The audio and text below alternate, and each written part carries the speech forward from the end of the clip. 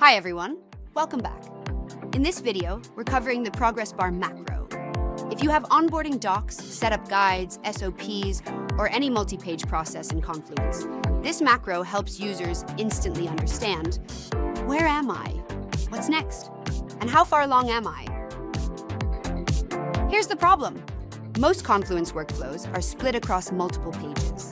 Users land on page 2 or 3 and they don't know what step this is, how many steps exist, or where to go next. So they bounce around, scroll, or lose the flow. The progress bar system works like this. Each page contains a progress step macro. Each step has a title, a destination page, and a step number. One step can be marked as the current step. Then in view mode, the macro generates a single unified progress bar. Steps are ordered by step number. The current step is marked. Completed versus upcoming steps are styled differently. And users can click steps to navigate. Now let's build one together. Step by step. Step 1, insert the step macro.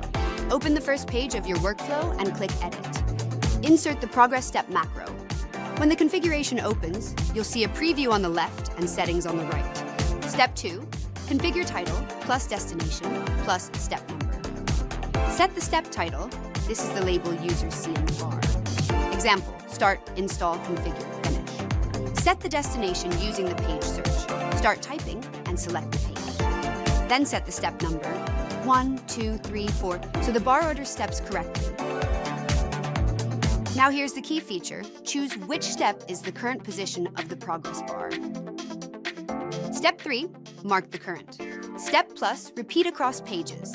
Enable current step on the page that represents where the user currently is in the workflow. Important, you use the same progress step macros on every page in the flow, and you mark current step only on the macro that should be active for that page. Go to page 2, insert the same macro, and set step number 2. Go to page 3, insert the same macro, and set step number 3, and so on. Publish plus results. Click Publish. In view mode, individual step macros stay hidden, and the page shows one unified progress bar above the first step. You'll see completed steps, upcoming steps, a marker for the current position, and clickable navigation across the workflow.